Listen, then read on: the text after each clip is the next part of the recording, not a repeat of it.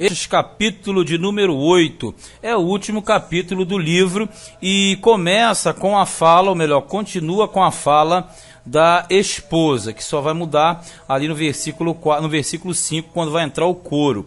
Aqui no capítulo 8 você tem o fechamento do cântico. Diz assim: quem me dera que foras meu irmão, e que te tivesse amamentado aos seios de minha mãe. Ela está querendo dizer o seguinte: quem dera que ele fosse próximo a ela, porque se eles fossem irmãos, estariam sempre juntos. Aí fala assim: quando te achasse na rua, beijar-te-ia e não me desprezaria. Tipo assim, porque encontrando podia abraçar, beijar, porque sendo irmão não teria problema algum, mas sendo ela uma mulher virgem, não poderia ter contato com ele. Fala assim: levar-te-ia e te introduziria na casa de minha mãe, porque seriam irmãos, né? E tu me ensinarias, e te daria a beber vinho aromático e do mosto das vinhas romãs. Quando fala vinho aromático, é o vinho preparado, o vinho trabalhado, porque você tem o vinho natural e aquele que era composto de vários outros licores. No caso, quando ele fala bebidas de romã, né? Porque você tinha vários tipos de licores feitos na época.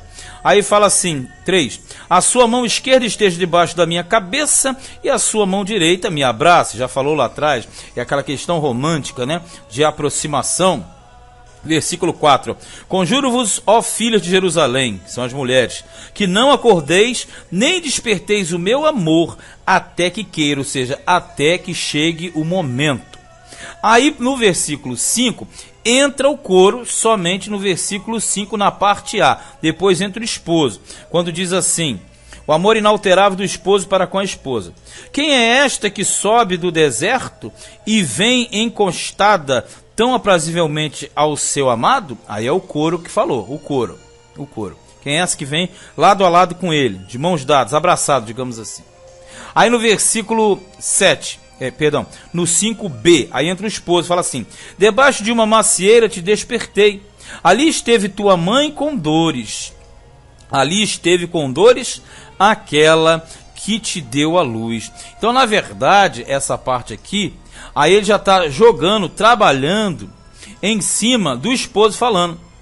Aí quando ele fala da macieira, você percebe, quando fala macieira despertei, esteve tua mãe com dores, ali esteve com dores aquela que te deu a luz, um símbolo muito forte aqui do nascimento do Messias, do nascimento do Salvador de Israel. Olha no 6, versículo 6, ó. Põe-me como selo sobre o teu coração.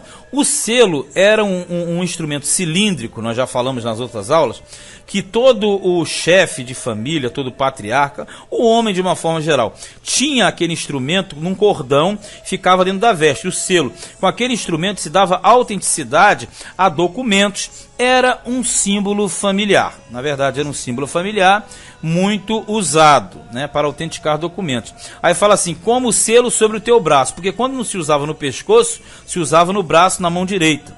Porque o amor é forte como a morte, e duro como a sepultura é o ciúme.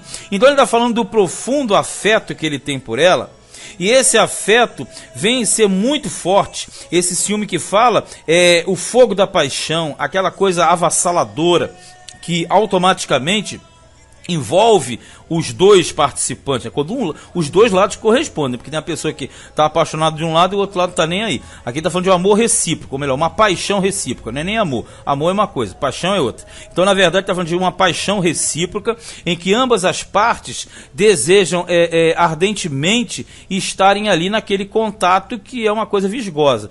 Todo mundo já passou por isso aí na idade nova, na adolescência. Aí ele fala: as suas brasas são brasas de fogo. Quando fala brasa de fogo, é alguma coisa que queima, alguma coisa que faz a mudança por dentro, né? São labaredas do Senhor. Veja bem, neste livro só aparece uma vez a alusão ao Senhor. É justamente nesse versículo de número 6. Só que no original o Senhor aqui é uma corruptela de Yahvé. Eu acho que quem já estudou sabe muito bem. O nome do Senhor de verdade é YHWH. Lembra? Que corresponde a Yod, Re, Vav, Re. Então aqui é uma corruptela. O que é uma corruptela? É somente uma parte. No original só aparece o Yod e o Re. Esse Yod e Re é traduzido para nós como Já. Por isso, quando eles falam assim, labaredas de já, quer dizer labaredas do Senhor, mas não é já de agora, é já da abreviatura de Iavé. Em vez de YHWH, é simplesmente o Y e o H, que na nossa forma se traduziu pelo J, por causa da influência grega, tá? Então aqui é a única passagem na Bíblia que fala no Senhor de uma forma bem diminuta, Iavé, no caso, Iá somente, ou Já, ou Javé. 7. As muitas águas não poderiam apagar esse amor, nem os rios afogá-lo.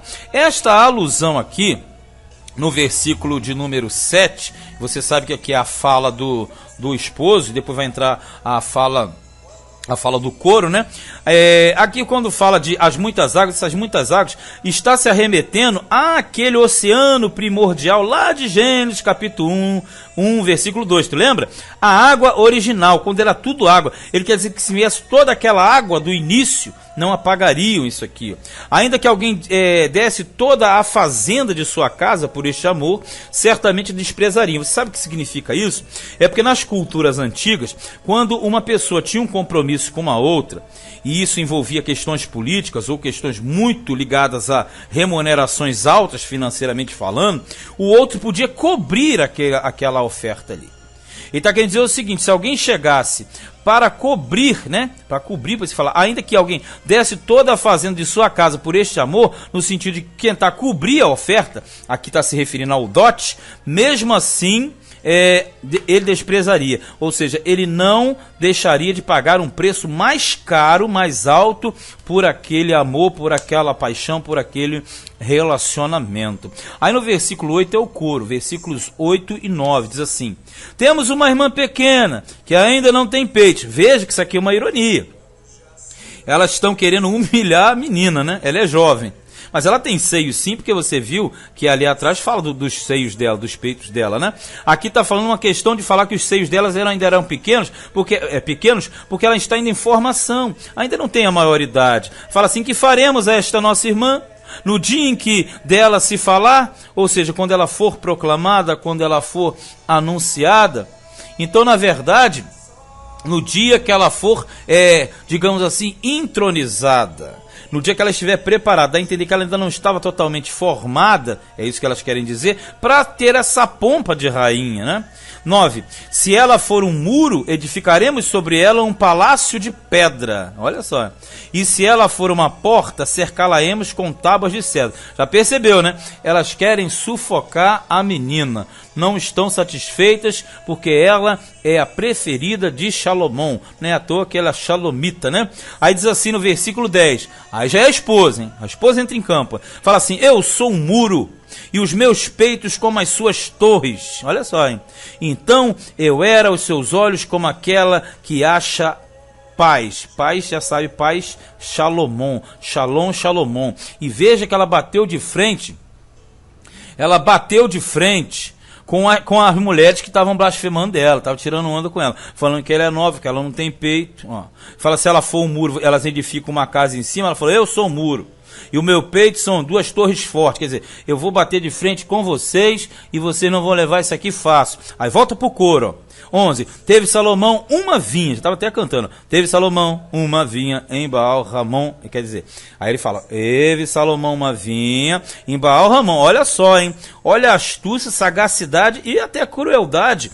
Ou digamos assim, é uma questão maquiavélica delas, no caso do coral. Fala assim: entregou a sua vinha a uns guardas, e cada um lhe trazia pelo seu fruto 1000 peças de prata. Sabe que ele está falando de uma vinha aqui? Essa expressão Baal-Ramon significa dono de riqueza. Aqui é uma forma de humilhar, sabe por quê? Elas estão falando, tipo assim, você está tirando onda, mas na verdade, o Salomão, ele tem um harém. Esse que ele fala que essa vinha, está falando de um harém, que tem guardas que tomam conta, que a princípio seriam os eunucos. 12, ó. A minha vinha que tenho está diante de mim. Aí já voltou a fala para quem? Voltou para a esposa. Aí ela fala assim: a minha vinha que tenho está diante de mim. As minhas peças de prata são para ti, ó Salomão, e 200 para os guardas do teu fruto. Então veja a demanda. Elas falam que ele tem um harém. Ela vai falar: eu sou a vinha dele. E a vinha está aqui, e ele não vai negociar com os que estão de fora. Aí vem a fala do esposo no 13, aqui o negócio esquentou. Aí fala assim, ó, tu que habita nos jardins, ele falando para a mulher, para a tua voz os companheiros atentam, ou seja, aqueles que administram a casa atentam para a tua ordem, porque tu és acima de todas as outras. Aí fala assim, fazema, pois também ouvir, tipo no sentido de fazer também ouvi-lo, ou seja, todos têm que ouvir a voz dessa que manda agora, que é a esposa. Aí para fechar no 14, a fala de quem é? A fala é da esposa. Ela fala assim, vem depressa, amado meu, e faz-te semelhante ao gamo ou ao filho dos corços, sobre os montes dos aromas. Ele defende-a e ela chama para ele chegar rápido. E você percebe que aqui os haréns eram guardados por seguranças, no caso os eunucos, né? É porque quando fala eunuco, pensa que todo eunuco era castrado. Na cultura de Israel, não. Mas essa casa das mulheres aqui, que elas colocaram como afronta, ela falou assim, e ele falou, ela é acima dessas. Ela está acima de todas as outras esposas, se fossem princesas ou concubinas e etc e tal. E no versículo 14, mais uma vez, chama ele de gamo e de corço. Aí você de repente fala, mas de novo, é porque era comum. Porque o gamo e o corço era a forma de você falar. Não, geralmente você tem o quê? O jovem comparado ao gamo e a mulher a gazela, percebeu isso? Porque na verdade era símbolo de vitalidade, habilidade e destreza. São os animais altivos, né, que na verdade são rápidos, ágeis, e tem um detalhe, são magrinhos, né, uma boa anatomia, não tem uma forma, digamos assim, obesa, né, é bonito de forma, é malhado, é sarado, assim fica bem melhor colocado. Mas o imbróglio acabou, o cântico acabou, foram 8 capítulos, bem trabalhados, lembrando que esse livro é um livro romântico, é um livro que é poético, tem a finalidade de unir casais e manter essa chama acesa entre os casais, mas que o pano de fundo, na verdade, trabalha em cima de quê? Trabalha em cima de Deus e Israel, Jesus e a igreja, o Espírito do homem e o Espírito de Deus. E que todos tenham sido abençoados com Cantares de Salomão. Fechamos Cantares capítulo de número 8.